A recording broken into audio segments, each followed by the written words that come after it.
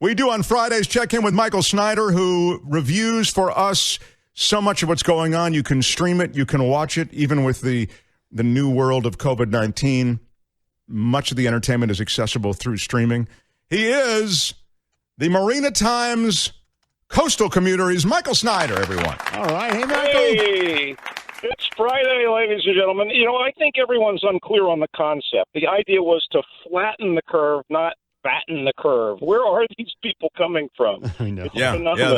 There is a special brand of crazy in Florida. That was a Florida council meeting. You recommended that 13th to me long ago, and I just finally found it. I was telling everyone last night. I just finally found time to watch it, and it was powerful. Really, really well done, and can't recommend it enough. Ava DuVernay's documentary about the purported end of slavery, which never ended, and how it hooks into the prison industrial complex. I don't know how else to put it in a nutshell, but wow.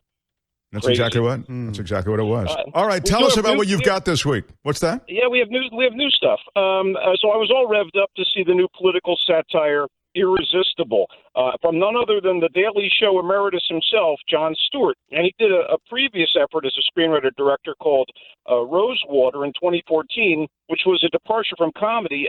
Powerful drama about a Canadian journalist accused of being a spy in Iran. And as good as that was, I figured, man, Irresistible. It's a comedy. It's got Steve Carell and Rose Byrne as a pair of political consultants from opposite sides of the aisle, and that this would play to Stewart's strengths. I mean, the characters end up working against one another in a small-town, big-stakes election in Wisconsin. So I'm ready for some love-hate fireworks from the consultants and some pithy humor from Stewart's script, but I was disappointed. I mean, it's not bad. It's just okay. And the idea of Irresistible is much more exciting than the execution. That comedy stuff is kind of meager, maybe due to my high expectations. I don't know. The actual political statements the movie tries to make about big money in politics and campaign financing, they're terrific, but they're often lost in kind of a send-up of self-aggrandizing consultants and, how amoral spin artists can be who treat the political system as kind of a playground or a means to an end. Cast is cool. Chris Cooper, solid as a farmer and former military officer, who Carell's character convinces to run as a Democrat against the entrenched Republican mayor. And you got like Topher Grace and Natasha Lyonne, but they're sort of wasted in small roles. And Carell and Byrne try their best to bring a little verve here. But, I'd rather watch James Carville argue with Mary Madeline on a cable news panel. I think that would probably be funnier. Wow. And with such funny minds involved, you're saying it kind of the funny left you short of where you wanted to be. Yeah. I mean, I didn't feel like I wasted, an hour and a half or a little more than that, but it just didn't. It was a disappointment. Okay, speaking of disappointments, behind the unwieldy title, we got a title here, Eurovision Song Contest, The Story of Fire Saga. And it is a oh, my God. I wonder when I hear something like that. When I hear something like that, I wonder what titles did they reject? Yeah, it's this sort of disguise. Is it a documentary? I mean, you know what the Eurovision Song Contest is, right? It's this massive international thing that happens every year. And how can I put this clearly?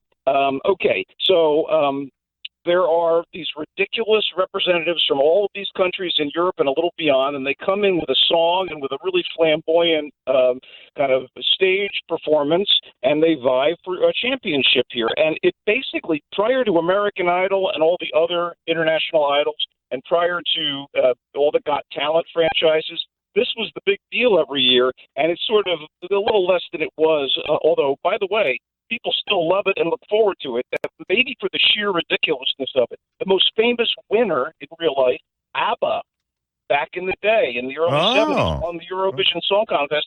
But everyone else is about as famous as Also Rans on Idol and Got Talent. And anyway, so you got this cool idea. Let's make a comedy about this.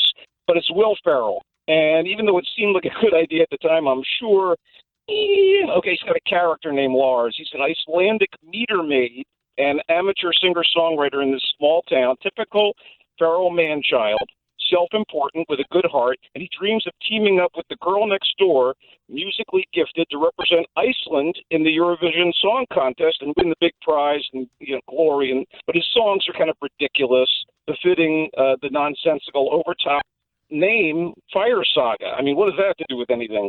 Anyway, so I was very disappointed. There's a lot of talent here. Notable actors. Sigrid is played by Rachel McAdams. Wonderful.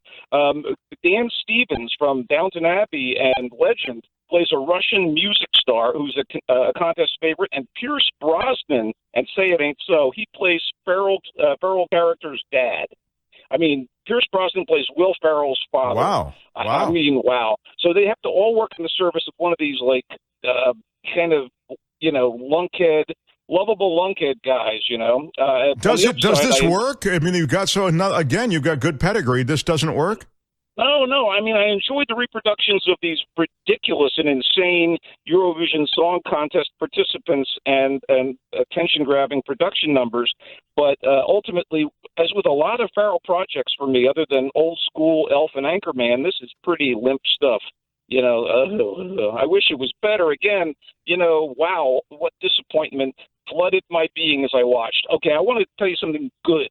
We need something good. Thank you.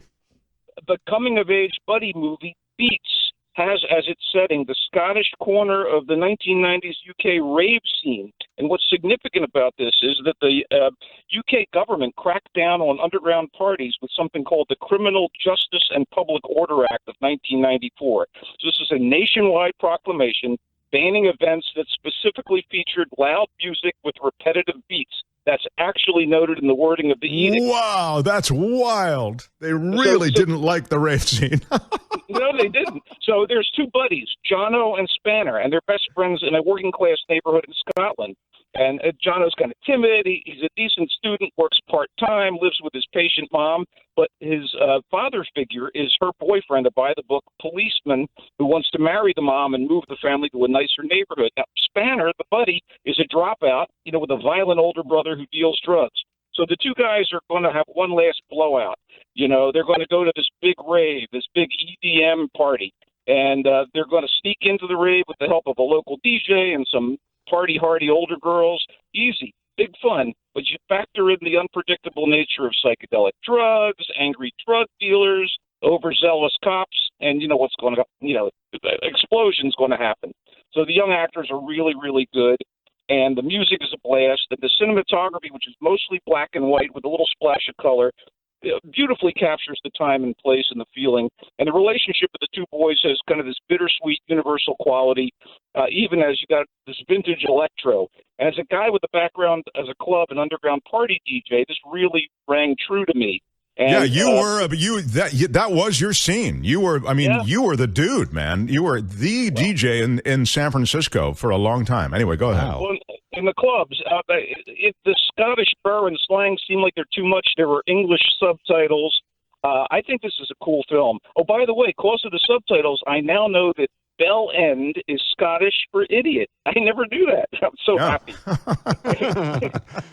We have 30 seconds left with this crappy telephone line that I intend to talk to Albert about after the show. How dare you, Albert? You know what I told you about Michael's telephone line. Do you know who I am? Exactly. Kind of a big deal. That's right, Albert.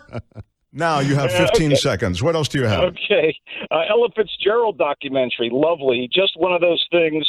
Solid by the numbers musical bio of the woman who's the premier jazz singer of all time. Matronly but magnificent, tells her tale. Sophie Okonedo, the British actress, narrates. There's a lot of talking head stuff.